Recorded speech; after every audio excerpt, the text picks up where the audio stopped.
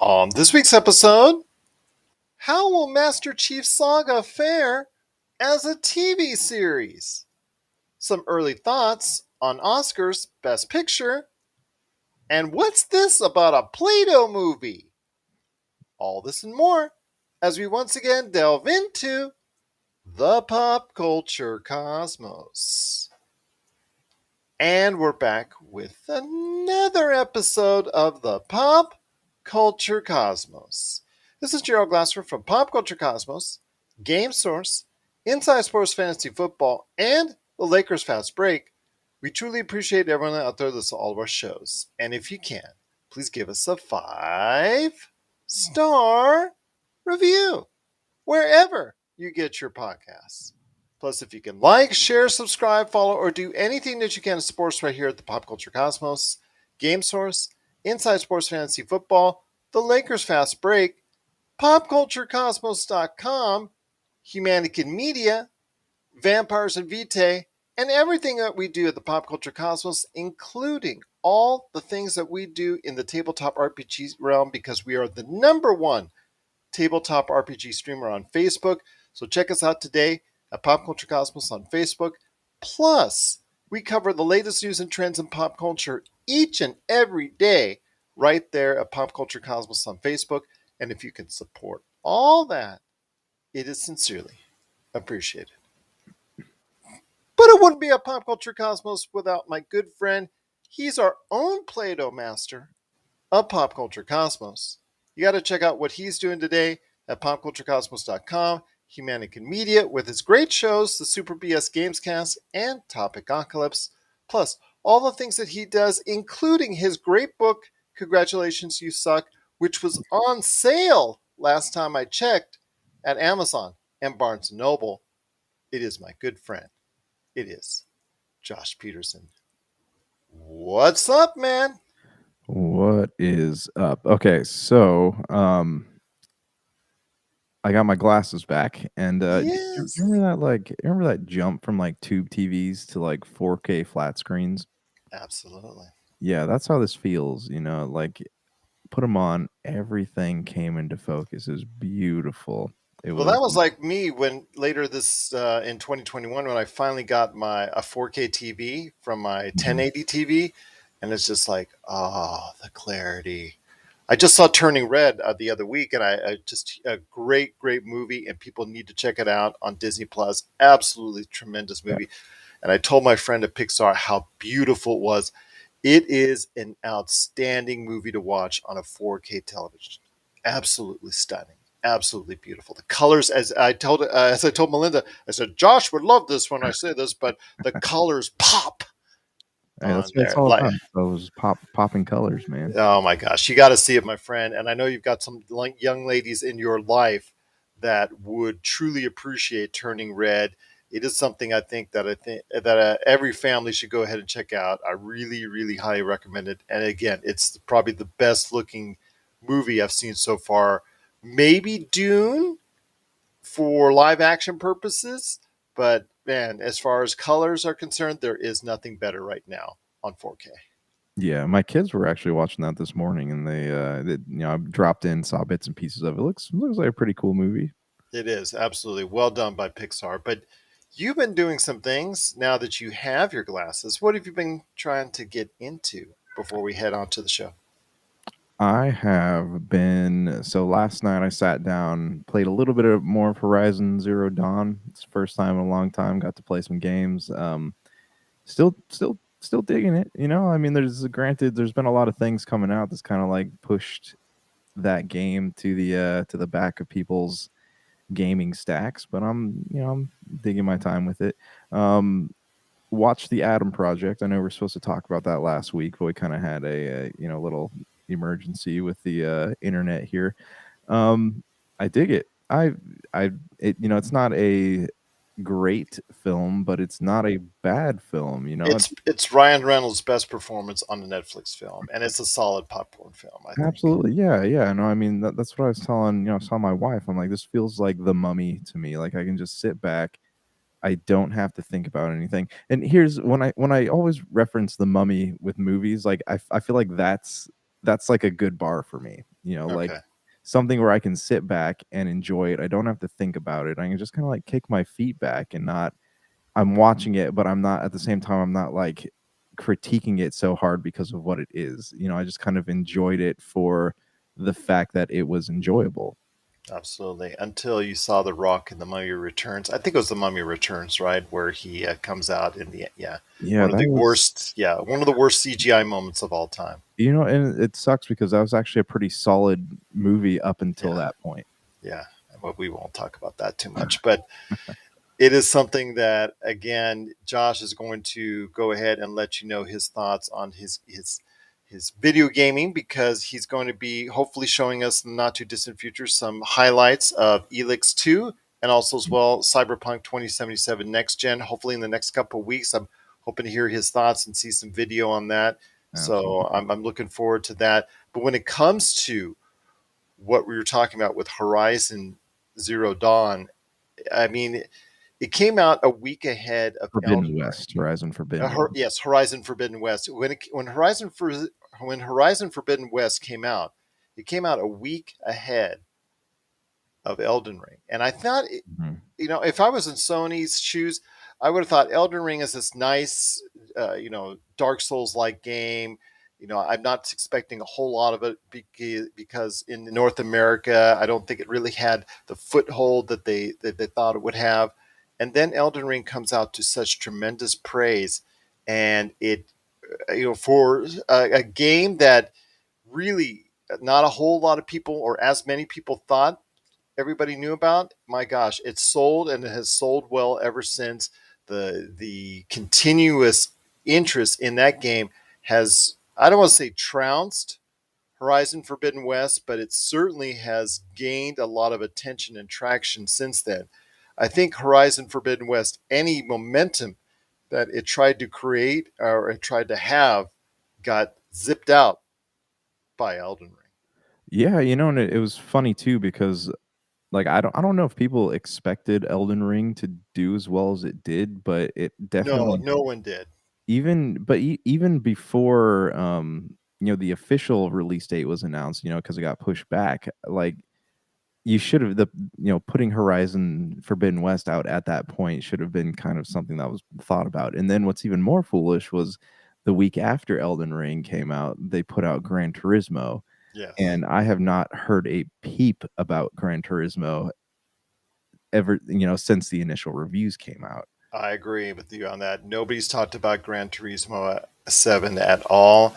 And Horizon Forbidden West, yeah, it'll be mentioned as far as one of the top games of 2022 when all is said and done. But with Elden Ring getting a lot of the press, I think that a lot of the starch was taken out of Horizon Forbidden West. And I think that's something that Sony did not anticipate, that not only Elden Ring has taken out one hit with Horizon Forbidden West, or at least done a lot of damage to it sales wise and interest wise. But like you said, totally wiped out GT7 off the face of the earth.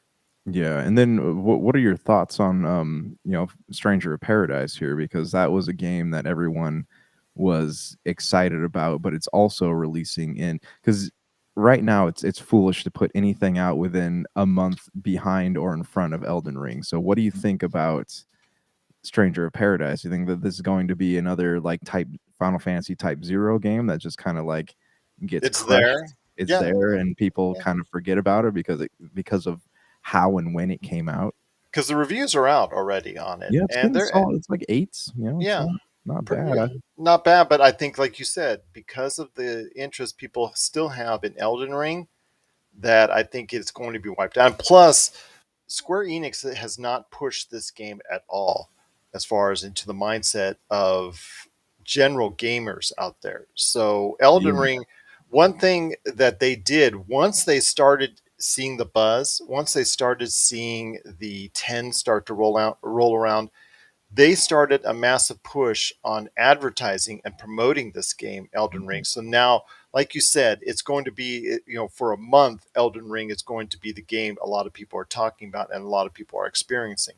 A game like you said, with Final Fantasy, Stranger of Paradise, well, Final Fantasy Origin, Stranger of Paradise, it is something like it's another one of the many Final Fantasy games I think that people are going to miss simply because of the fact that it just seems like another iteration that people don't necessarily want or need.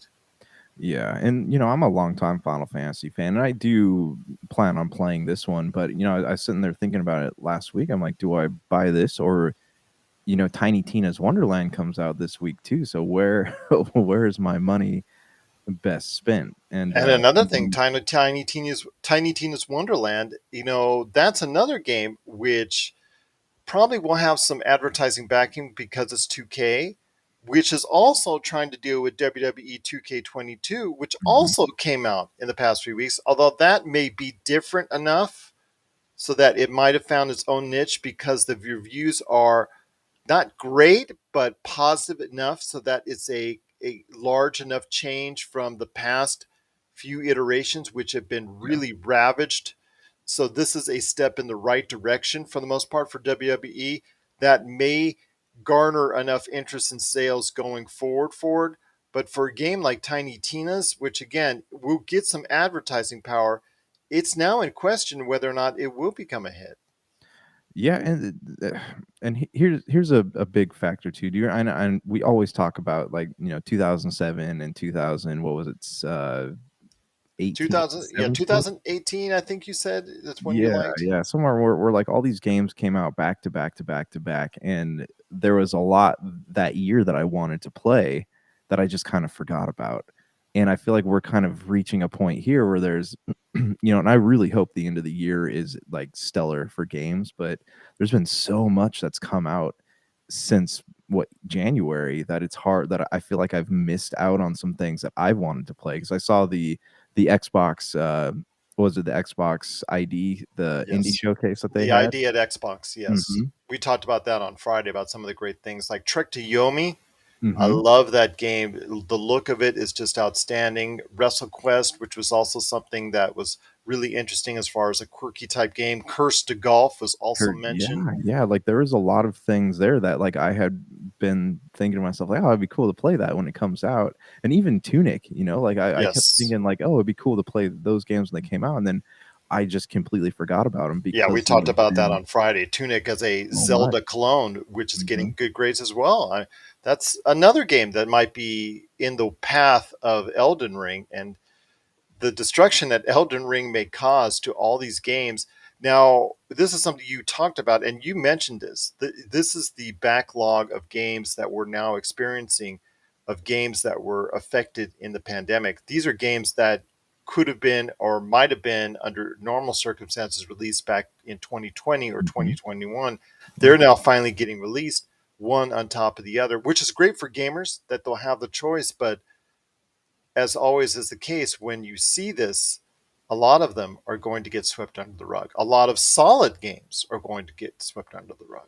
Oh, absolutely. Yeah. I mean, I'm sitting on, I got Cyberpunk and Elix.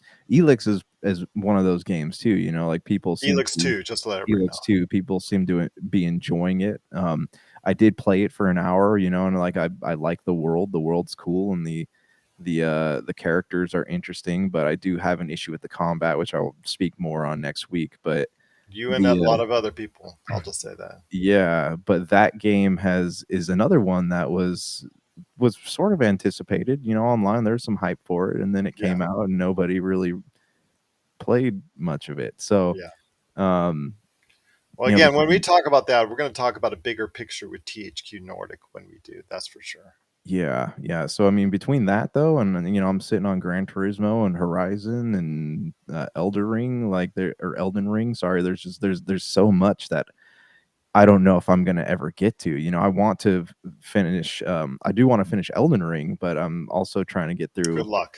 Yeah, yeah. So yeah, it's gonna take a while, but I have been slow.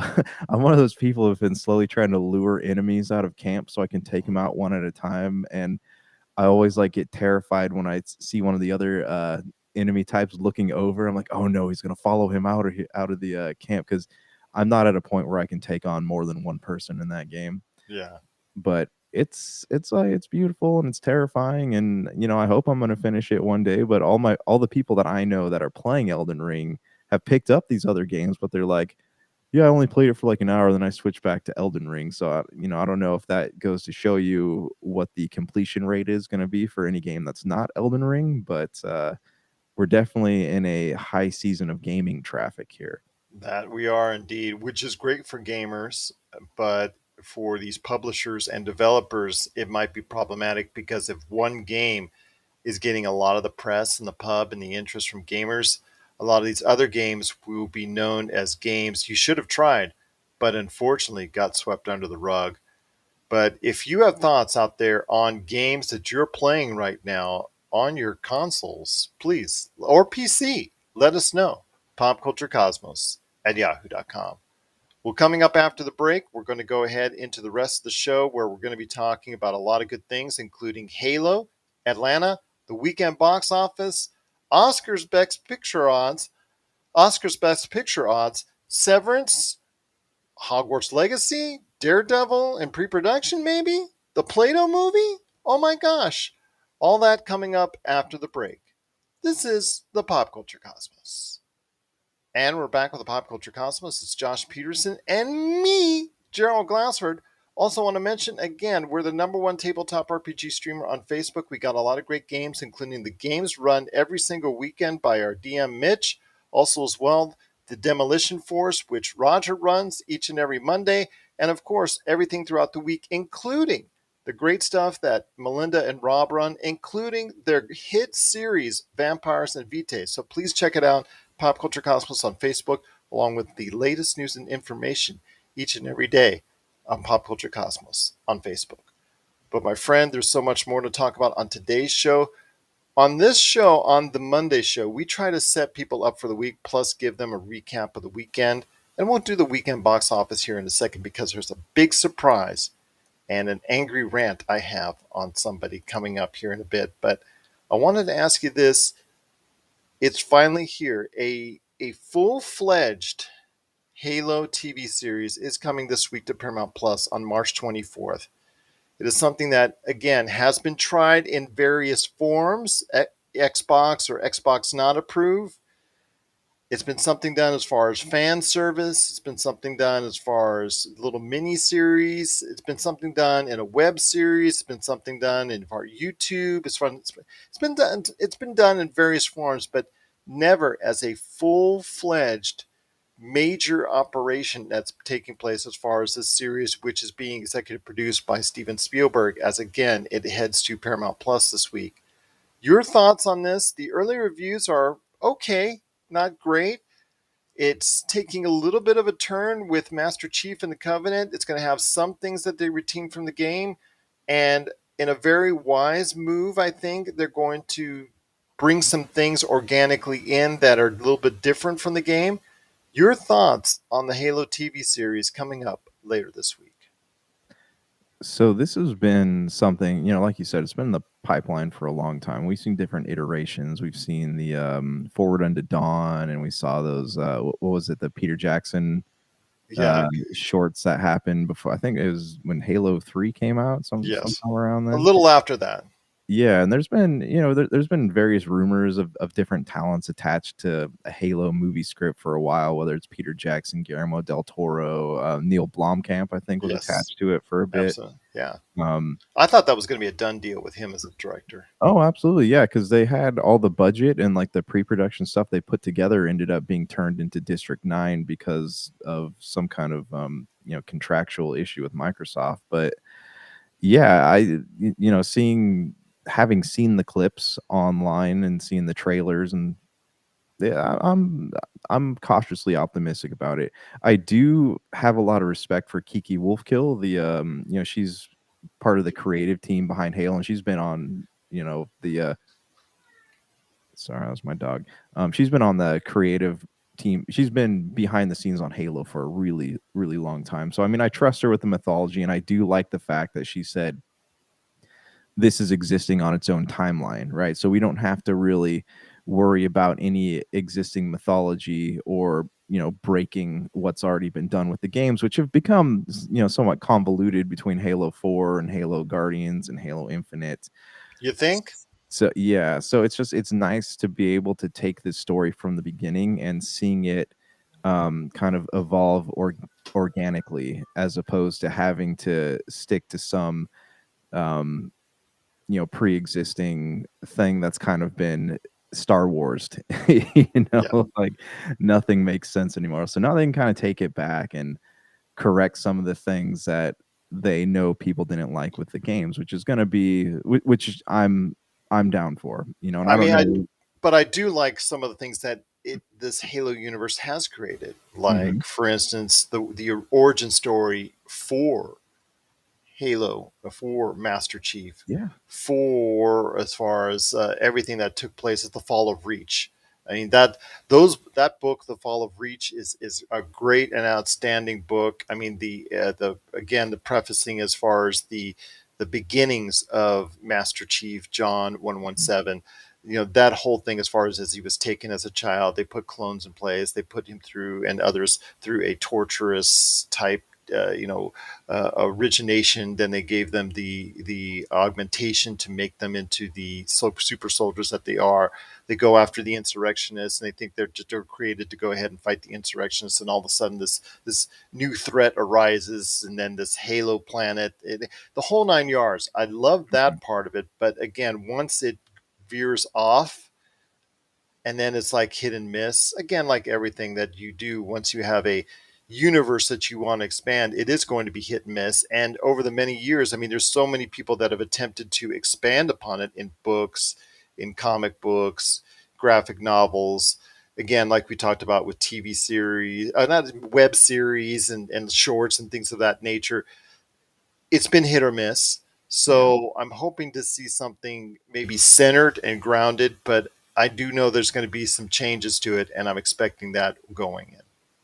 Yeah, and and I'm sure they're going to keep a lot of the foundational stuff, the backstory of the Spartans and the fall of Reach and the religious what do you call it, conflict of the covenants, and I'm sure a lot of that stuff will stay in there. And I really hope that they explore the Forerunners more in this, because all that stuff was really interesting to me, and then Halo 4 and 5 kind of blew it. So Yeah, I'm really hoping they go back and take a look at some of that stuff. But this is, and I'm going to be honest, as like a longtime Halo fan, this is going to be something that has to hit within the first 3 episodes, or else it could ruin the reputation of the game, yeah. and of the franchise in itself. Because that's, like I said, I'm cautiously optimistic, but there's so many ways something like this could go wrong.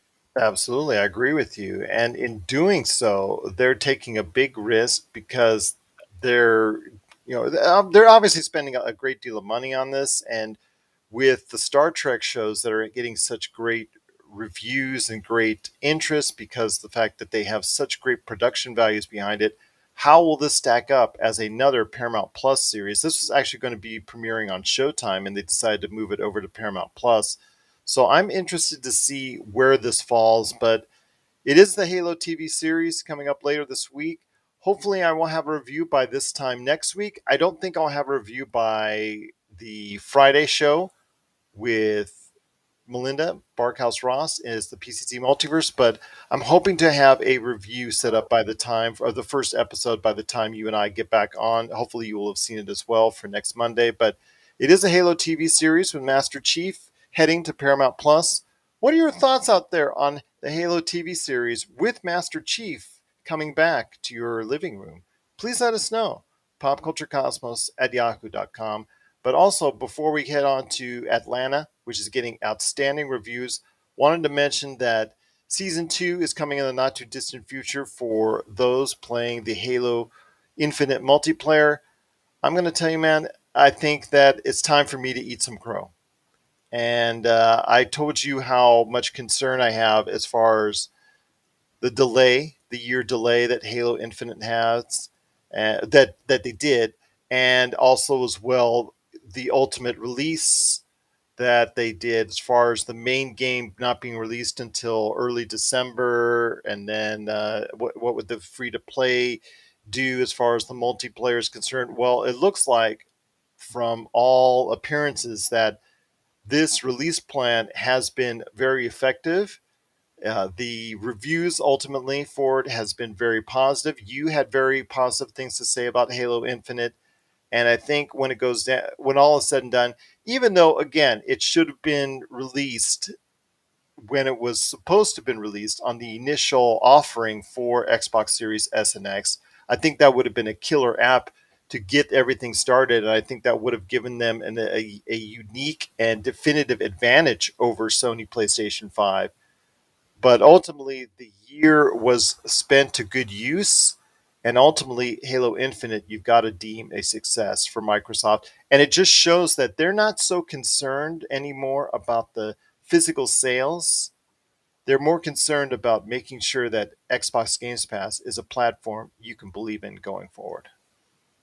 Yeah, I mean, I would say that, but I also think that their content, like make it's not just about putting out content with them like remember the year when they had all the shovelware for the Wii and they Yeah.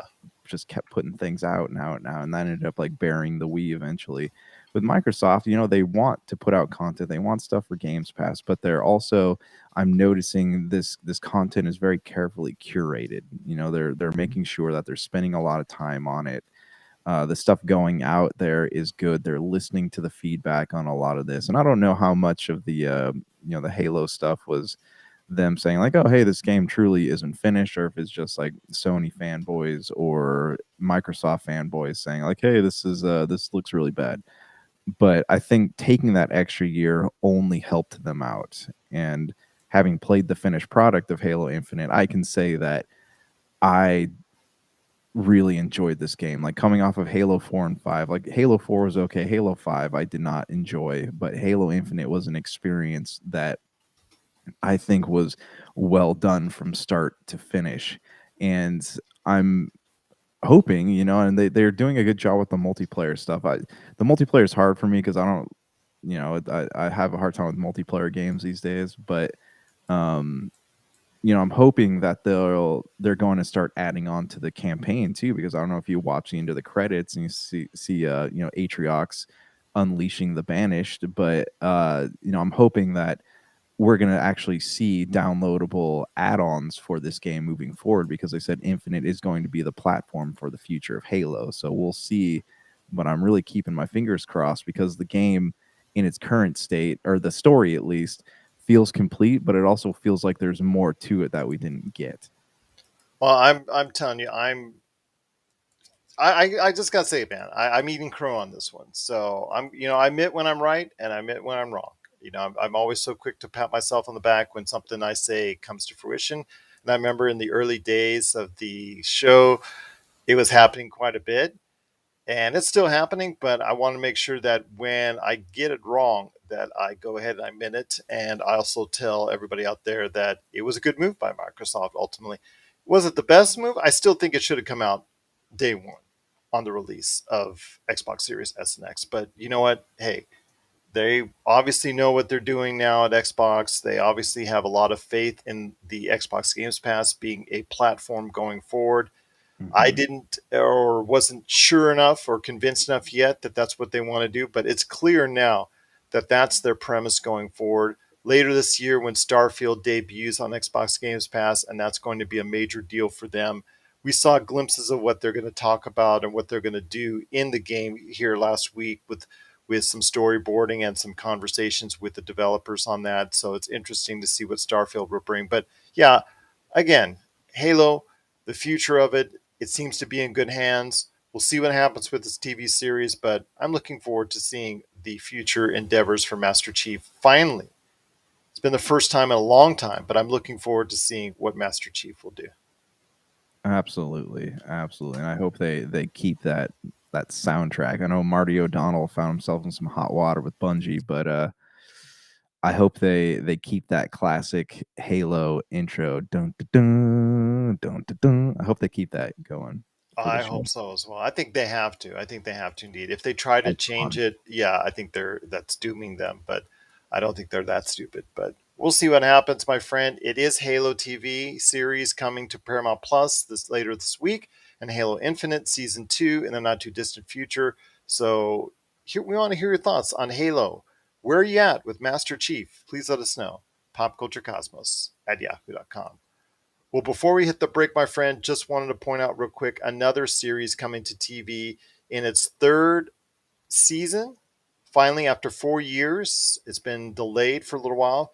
One of the preeminent individuals out there, one of the best performers out there, actors, whatever you want to say. Donald Glover's back with his TV series Atlanta as the entire crew goes over to Europe and wreaks havoc in Europe and does a great job in Europe as far as that's concerned. I mean, the word is coming out of it from South by Southwest, and the reviews are just scintillating. It's at a 95 on Metacritic. So this journey, this jaunt that they're going to have throughout Europe, and all the entertainment, the comedy, the drama that they create because the show is so unique. It just is a showcase for Donald Glover and his immense talent that he has. Again, it's getting a 95 on Metacritic. Everybody who's talking about it as a masterpiece, as a masterclass, as a truly sensational show. This series already has said that Donald Glover's already said that the season 4 will be its last. Your thoughts on Atlanta coming later this week to FX on March 24th? I've only seen one episode of the show, and it's not because I didn't want to watch it. It came out at a point where I stopped watching like broadcast television. I kind of made that jump over to streaming services. What I saw was good, and I feel like like you said, Donald Glover is really He's one of the best out there today. he's one of the best out there, really in any category. I Yeah, mean, as far as music goes, and absolutely. pop culture or producer, director, actor. Like he's amazing. He does some really great stuff, and he's got a very unique view of society that translates well into his creative talents, and he has a way of bringing out certain things without isolating people in the process. And I've always kind of, I guess, respected his ability to do that, because there's not many people who can mix art with their opinions on things and have it come out well. And he does it truly well. I'll tell you what, I'm very excited to see what's upcoming with Atlanta. Again, the reviews on season 3 who have from those who have seen it already are simply outstanding. It is simply said that this will probably go down by the end of season 4 as one of the best TV shows of this or any previous decade. So please check out Atlanta when it comes out later this week. But we want to hear your thoughts on Atlanta. Is it everything that you hope it is after a 4-year hiatus? Please let us know. Popculturecosmos at yahoo.com. Well, coming up after the break, we're going to be talking about the weekend box office and a major surprise that Box Office Mojo didn't help us out with. We're going to talk about that, plus also as well the best picture ons for on the Oscars. Severance is a big hit for Apple Plus, plus Hogwarts Legacy, Daredevil, and a Play-Doh movie? That's right. That's coming up after the break. This is the Pop Culture Cosmos. And we're back with the Pop Culture Cosmos. It's Josh Peterson and me, Gerald Glassford. Thank you so much for watching and listening. Want to ask you this, my friend? The weekend box office, it had its usual, glamour with the Batman continuing to score success. It's now over $300 million at the box office here in the U.S. alone, and over $500 million worldwide. It's been a big success for DC. Its residual returns and its fall is usually in between, I think, around 45% the past couple of weeks on the average, which is a very strong hold for a blockbuster film, because we usually see, like, in the second week, like a 60, sometimes even a 65% drop in its first week. This is holding very nicely, and it's been a great success for DC and Warner Brothers. It is the biggest film in the U.S. so far this year. Your thoughts on the Batman and just basically the kind of success that it's had for DC and Warner Brothers before we get into the surprise this weekend at the box office? It's a movie I've been wanting to watch. I don't know. Did you get a chance to go check it out yet? I'm going to check it out this week. I have Okay. not had to. I think you and I are the only ones that have missed the No, train on I that know. one. I know. I was talking to Big Dog yesterday, and he was saying that he has not, just because he's got newborn also, and he was saying that he almost thought about going on his lunch break to watch it the other day, but That's a long lunch break, he three saw the hours. running time. Yeah, he's like, and then he figured 3 hours probably was a little bit too long. But anyways, I'm happy to see that's doing so well. I'm noticing on forums people are still saying that Christian Bale's the best Batman, but looking at Robert Pattinson and just how much press he's done for the role, and he seems to be genuinely enjoying himself, and everyone's saying Paul Dano's great. He's doing so like he did so well that he even is He working on plays his the own. Riddler, by the way, Yeah, everyone. and he's even working on his own Riddler comic book right now, which there are very few superhero actors out there that have wanted to carry on the story or legacy of their characters. And um And you that, know well, I s- just will say that HBO and Warner Brothers have been so encouraged by the Batman that they'll be offshooting not one but two of the characters, Commissioner Gordon and the Penguin, as mhm. HBO and HBO Max TV series going forward as well. Yeah, so I mean I don't have a lot more to say about it, but I am excited to go watch it whenever I finally do get a chance to see it. And um it the word of mouth and the reviews and everything that's come out of this movie has been very, very encouraging. Well, another thing that's very encouraging is what came in second place here at the U.S. domestic office box office, and that is Jujutsu Kaisen Zero. It's a prequel to the hit series on Crunchyroll, and Crunchyroll produced this movie, and it has done gangbusters. In a limited release, 2,300 theaters, it has earned $17 million, which I'm kind of upset with Box Office Mojo because they didn't help us out by setting this up as something that was going to be released and when it was going to be released. I trust Box Office Mojo a lot for my information as far as release dates, and they didn't set this up as a release for this weekend very well. In fact, the previous week with the big hit BTS live concert film that did also some huge numbers last week, that also wasn't prefaced very well by Box Office Mojo. So I'm kind of upset with them. So Box Office Mojo, get your act together on these pop culture things, because I've seen a lot of times where they have these pop culture one-time events, whether it's a animated series that's coming to film and release and limited release across the country or things of that nature, that they don't report on, that they only report on after the fact when it earns a lot of money. So shame on you, Box Office Mojo. Get your act together on that.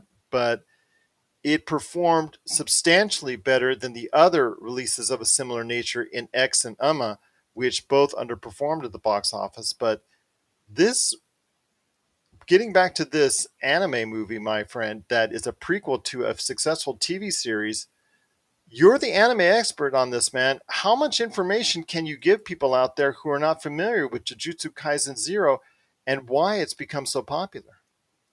This is one that I have not actually had a chance to catch up to watch. I'm Crunchyroll's putting out all this great content, and I'm still trying to catch up on, Attack on Titan. So, from what I understand about this one, it is, it has to do with, you know, As well, I demons guess it's and a curses. boy with the, he gets this, he's truly, he has this tremendous strength according to what I'm seeing in reports. He's this strong young lad that, I guess dealing with curses and my Mhm. gosh, and just the power of magic, and of course it goes into deep and dark areas, but Yeah, he's and trying to protect humanity from, a monsters and demons and and all kinds of things. sorcerers, Yeah. yeah, and while still going to high school too at the same No, time, dude, so he's a busy guy.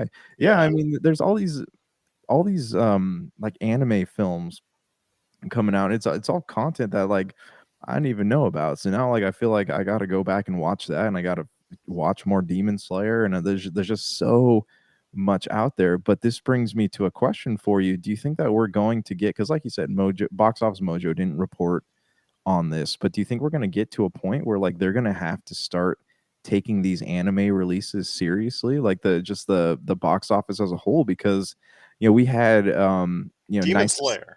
Demon Slayer, there's Knights of Sidonia came out for like a week run, and that was something that was pretty popular. And I remember back, this is several years ago, but they would put out like new Inuyasha movies on in theaters, and Mobile Suit Gundam, and the new Dragon Ball films. And a lot of these, they're not.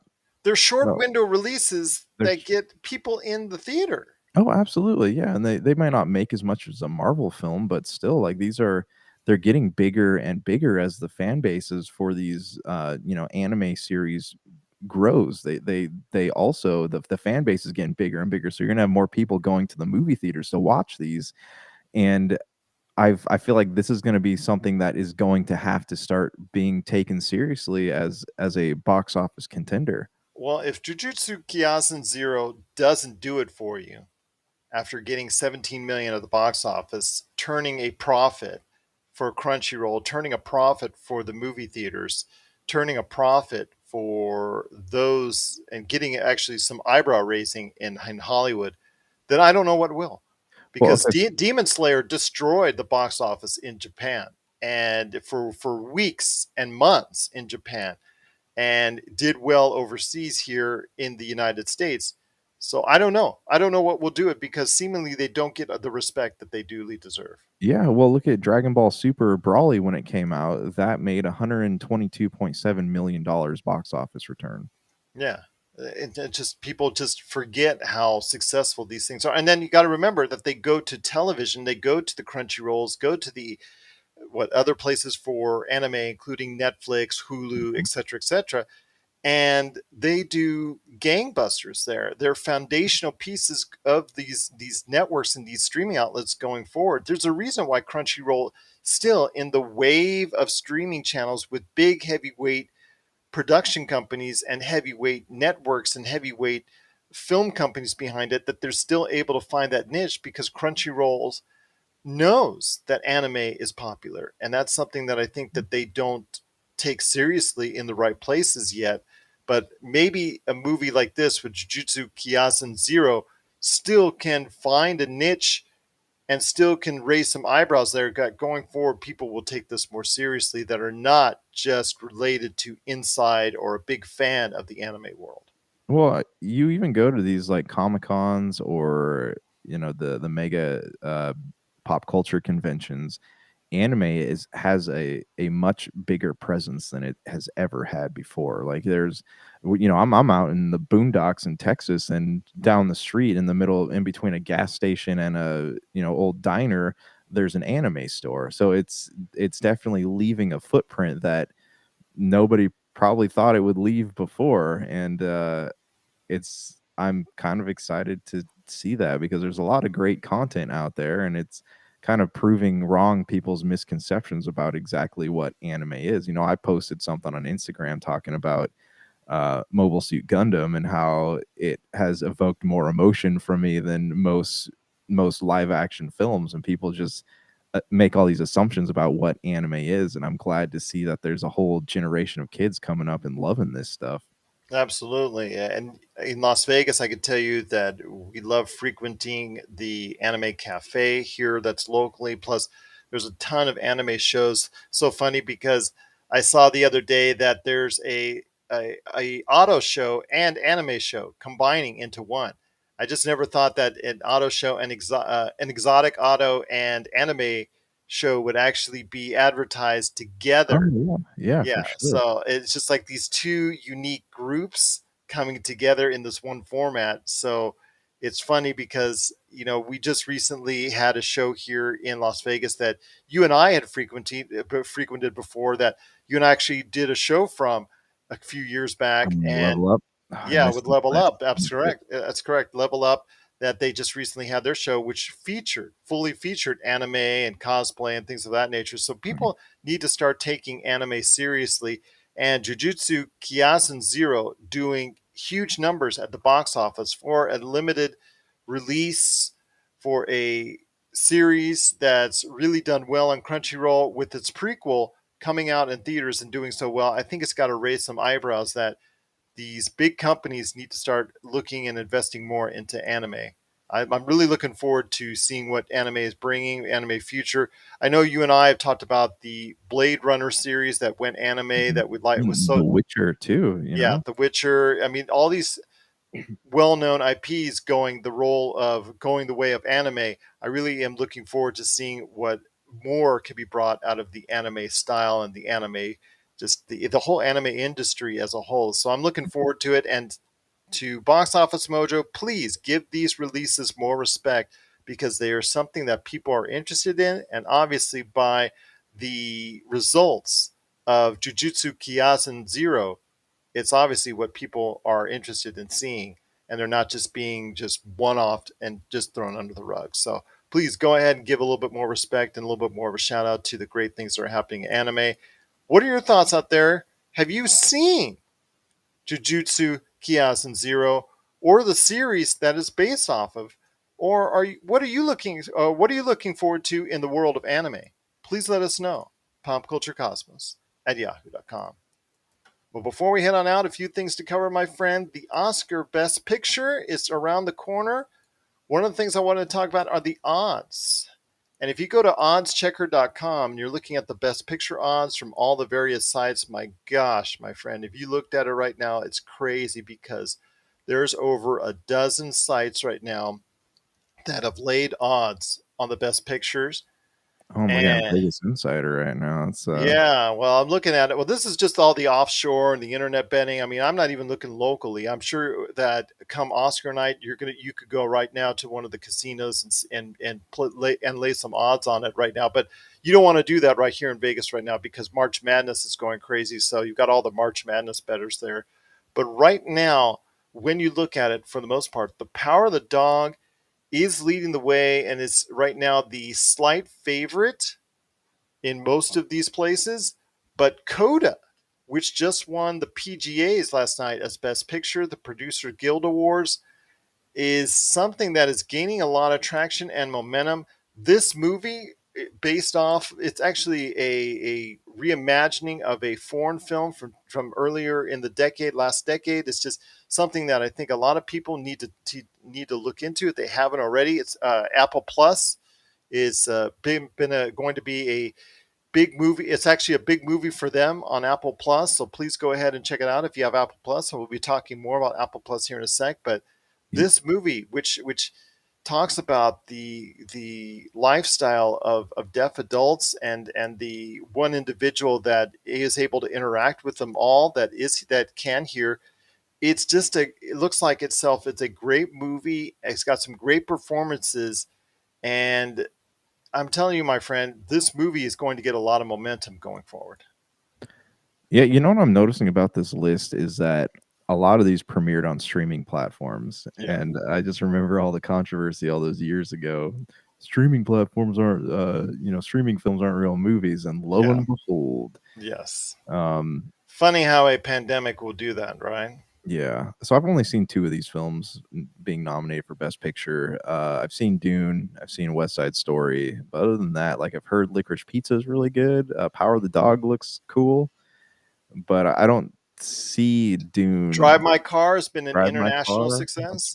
That's right, yeah. Nightmare Alley, unfortunately, is like on the back end of it, but it got nominated. Guillermo del Hey, Toro. yeah, this will Hey, be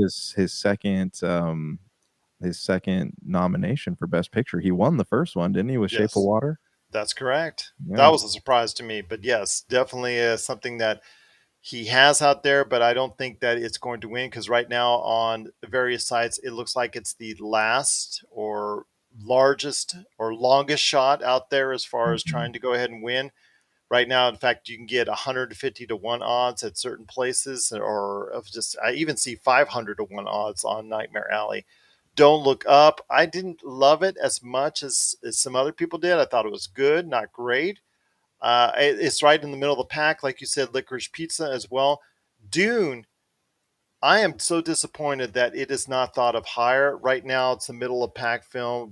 Right now, 33, 25 to 1, 33 to 1, 50 to 1. I don't see great odds for. I mean, they're great odds if you want to try and go ahead and put some money down on it, but I don't see it as high as I would put it because again, to me, I thought that was the best film of 2021. I thought it was absolutely beautiful and stunning and everything I wanted in a Dune film. So I'm Yeah. kind of disappointed that it's at where it's at as far as on the food chain, on the betting Yeah, line. it's a I more really, niche audience though for Dune. It's well, not I mean, it's gonna the sell. biggest hit of all these financially. Right, right. But as we've learned with the Oscars, financial hits are not always best film awards. Yeah, I guess you're right on that. But I'm very disappointed to see it not be higher because I think it's very deserving. I think it should be in the realm of The Power of the Dog and Coda and Belfast, which is also getting some good odds as well. West Side Stories, 40 to 1. I've seen as low as 14 to 1, 20 to 1, 33 to 1. King Richard is in that same range, 15 to 1, 20 to 1, 40 to 1, with the great performance from Will Smith. I think that that's buoying it. I think that it deserves a lot of praise, and I'm happy for its success. Dune, though, my gosh, it's behind it at like again 25 to 1, 30 to 1, 50 to 1. Wish that was a little higher, which was got a little bit more momentum going into it. But as you and I both know, it's all about the momentum. The last amount of voting has already taken place on it, so the winner has already been decided upon. It's just about announcing it at this point. But the Power of Dog, which has created some controversy, especially with Sam Elliott's comments on it, I think that has created a stir in the news. So we'll see if that actually comes through to fruition. But yeah, the odds are out there. If you want to go ahead and check it out, again, the site I checked out as oddschecker.com, which has like dozens of sites that of internet betting sites that and the odds that are laid out on it. So if you want to check it out, it's at oddschecker.com. But please, if you have any thoughts on which movie, Do not uh, bet your kids' college funds, please. no, no, no. Do not bet that again. That's up to you. It's for entertainment purposes only. There you go. We prefaced it well so they can't come at us. But yes, if you have thoughts on the Best Picture nominees and which one you think should win the Oscars, please let us know. PopCultureCosmos and yahoo.com. Well, before we head on out, speaking of Apple Plus, that Coda, a great movie, is on currently right now that you can check out. Also on Apple Plus, we know about Ted Lasso and the awards it wins, and the fact it's the best comedy out there, et cetera, et cetera. And I know Marcus de la Garza, who's still a great friend of the show, absolutely loves it and cannot say enough good things about it. Also, a show that I've been talking about over the past few weeks. It's getting a lot of praise and also a lot of fans. In fact, it's one of the highest rated streaming shows out there, and that's Severance from Ben Stiller. And I will tell you what, this show, if you've not started catching it yet, this is a show you need to catch. I will say it until the end of the series or the end of the season. This is a show you cannot afford to miss because it's creepy, it's mysterious. You don't know what turns. It seems like a very simple premise. Doesn't have like exotic locations, or it doesn't have like a ton of different places that they go and do. It's basically set in a workplace and a home life that's very structured and that's very limited. And obviously they shot a lot of this during the pandemic because of the fact that it's a limited amount of characters, a limited amount of locations that they set. But my gosh, man, what they do with what they've been presented with is ultimately really, really good in this workplace setting. Again, with the severance, which is where they put a chip in your head and you go to your work and you definitely you do your work over the 8 hours. Then all of a sudden, your memories of your work are completely forgotten when you are outside of the world. And then when you go back into work, your memories from outside the world are completely forgotten for 8 hours. It's just the way that this is transpiring Interesting. about Yes, why yeah. they're doing this, what secret projects are there, the whole departments that are never put together. They're never allowed to go ahead and congregate with each other. How they're trying to get together alliances and work with each other to figure out what's going on in this world.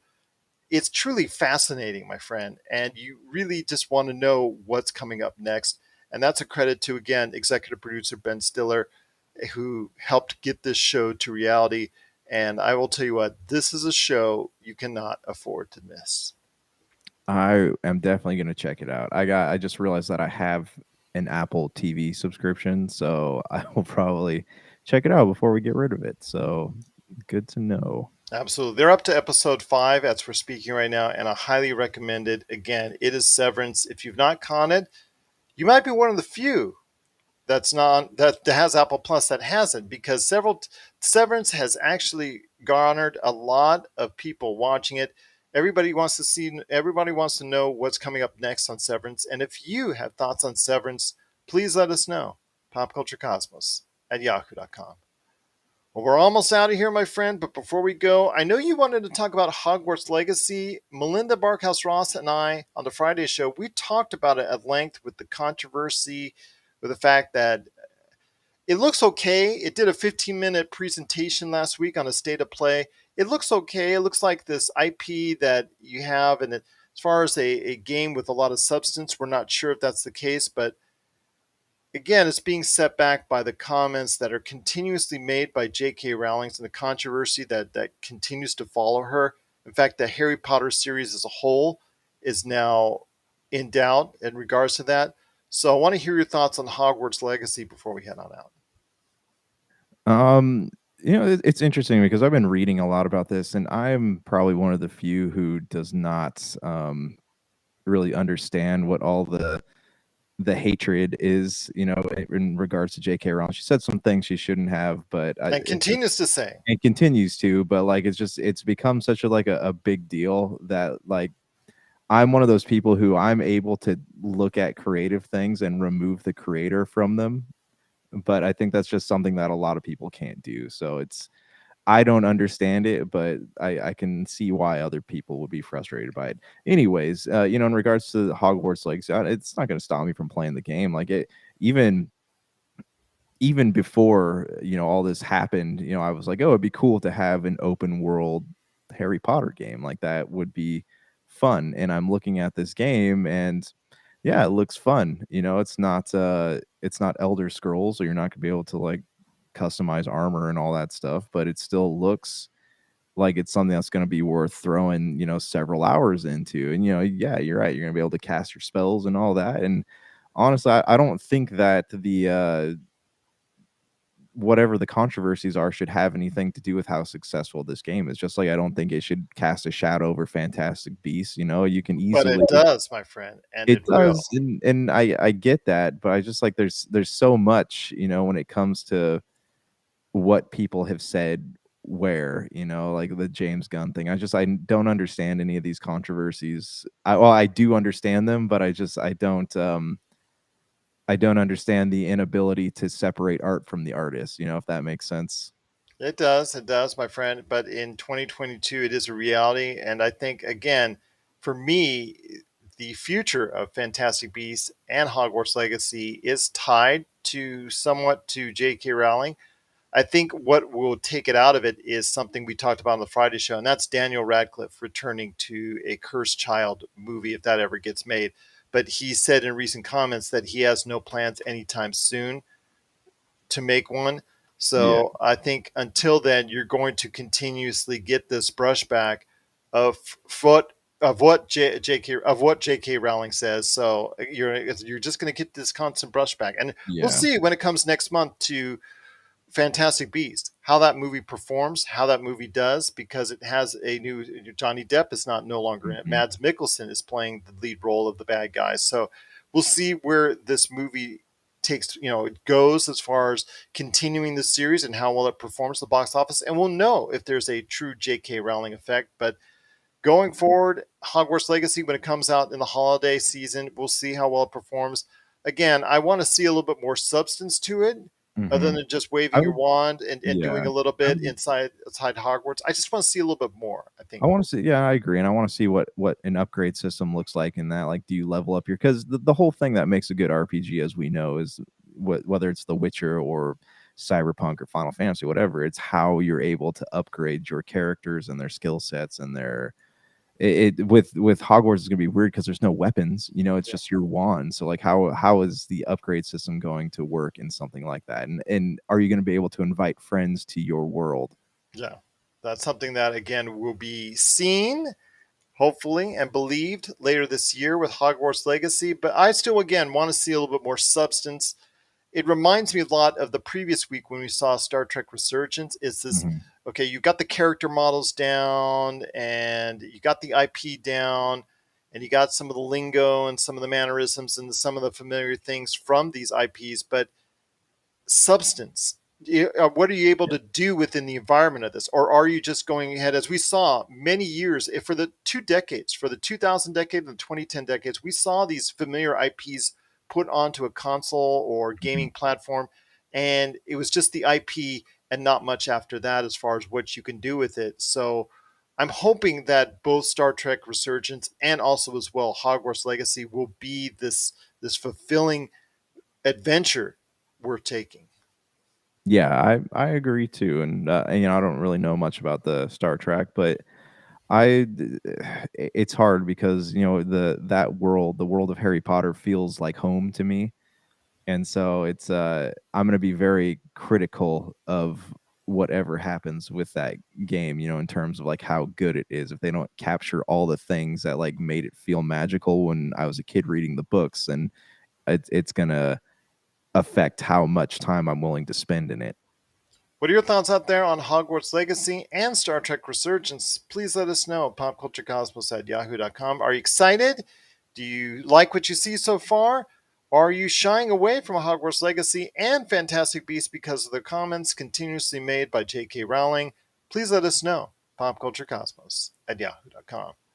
Well, before we head on out, something that was uncovered in a production magazine, that there's a pre-production going on for Daredevil, a TV series that's going to be centered in the MCU, which I know some people are absolutely excited about and ecstatic about, and some individuals out there have written against it as far as Daredevil taking place in the MCU. I want to hear your thoughts as someone that's more invested in the Daredevil character than myself. So I want to hear your thoughts on this, my friend. It is looking more and more like there will be an eventual TV series. Again, it's in pre production. This can be canceled at any time by Disney for whatever reason. They're obviously getting a lot of pub because they brought over the Marvel Netflix series and kept them untouched. They did not edit them, they did not go ahead and censor them. They go in ahead and they put them on Disney Plus. You do have to use the parental filter on it because a lot of the episodes are mature rated, but to put a Daredevil TV series into production and possibly in the MCU, that's now a possibility that's on the horizon for Disney and Marvel. Oh, I'm excited about it. I'm not the only person that loves this iteration of Daredevil. There's a lot of people who love Charlie Cox and what he's done with the character, and seeing him in Spider-Man. And me and my wife just got done watching all the seasons of Daredevil. We love it, and I know that we're not the. I talk to anyone who's watched the Netflix MCU shows, and they're always like, "Oh yeah, we love Daredevil." Nobody really cares much about the other characters that much. But Daredevil is definitely something that could translate very well into the MCU. They don't necessarily. Daredevil it's violent, but it's not like hyper violent. It's not like the Punisher, and I could see it doing very well, keeping its like hard R edge to it, but also there's a possibility of making it PG-13. But from what I understand, Moon Knight is pretty violent in Yeah. itself. So And yeah, I we'll mean, see that next week. and we'll see that next week. So yeah, I mean, I definitely think there's room for Daredevil in the MCU, and Charlie Cox has expressed interest in playing this character for a long time. They've already introduced him in Spider-Man. They've introduced Vincent D'Onofrio's Kingpin, but the big question here is, do you think they're going to pick up from where the Netflix storyline left off with with Bullseye, or do you think they're going to go in a different direction while just briefly acknowledging what's happened in the past? Well, why would they go to the trouble of initiating fans and putting all this on Disney Plus if they don't make a Disney Plus series in Daredevil that would continue with what's going on? Because you've got it right there in front of your face. It's not like you Mhm. you put it and hid it away on Hulu, which has a much smaller viewing base. You Yeah. put this on Disney Plus. You put the Daredevil all 3 seasons right there on Disney Plus. Yeah. So Everybody's calling it, what's making me question is everyone's calling it a soft reboot, which means that it's like you're not disassociating from what's happened before, but you're kind of creating a new jumping on point for people. I think that's probably what they're going to have to do. I think ultimately that's Yeah. what they're going to have to do. But yeah, I don't think they're going to ignore what's happened and taken place in the past with Daredevil, and I don't think they should.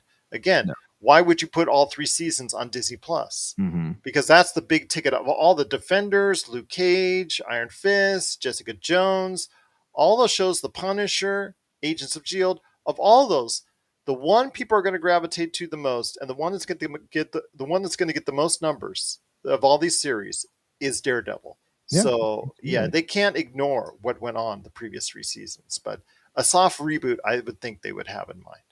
Yeah. So I mean, either way, I'm excited about it. I'm just excited to see Daredevil back on the screen with new content. You know, not just Matt Murdock. That was cool, but actually seeing his story fascinates me because, you know, as a kid with a very religious background, like I feel a lot of the struggles that he goes through, and I guess that's why that show resonates so well with me.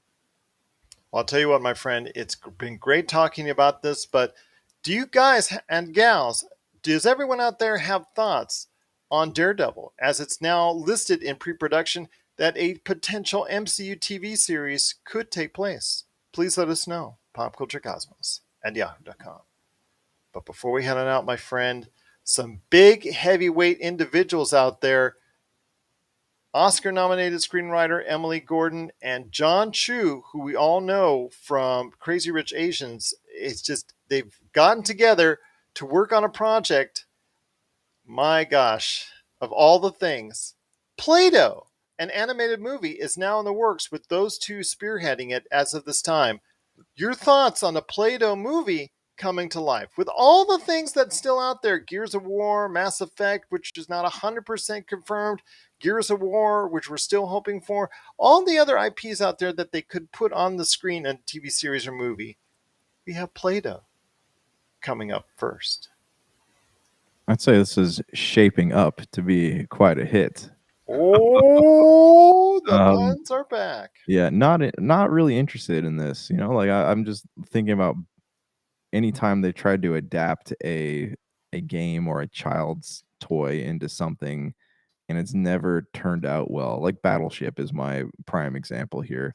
Play-Doh might do well, I mean, kids like Gumby when it came out, but I don't know if that's a Well, the Lego movie, remember the original Lego, Lego movie, yeah, that Lego, related to both young and old, and that mhm. did well at the box office. So But this could very well do the there were same. characters though, like Play-Doh has never had, like, characters, like mascots, you know, Lego has. People look at Lego and be like, "Oh, yeah, I have that Batman figure," or, "I have the Spider-Man or Harry Potter one." They don't look at Play-Doh and go, "Oh, yeah, like, I have that jar of red Play-Doh." Okay. I don't know. There's, like you said, things are molding out very well, and they're shaping up to be something that we'll see as far as an animated movie is concerned, probably 2 years from now. But it is a Play-Doh movie now in production.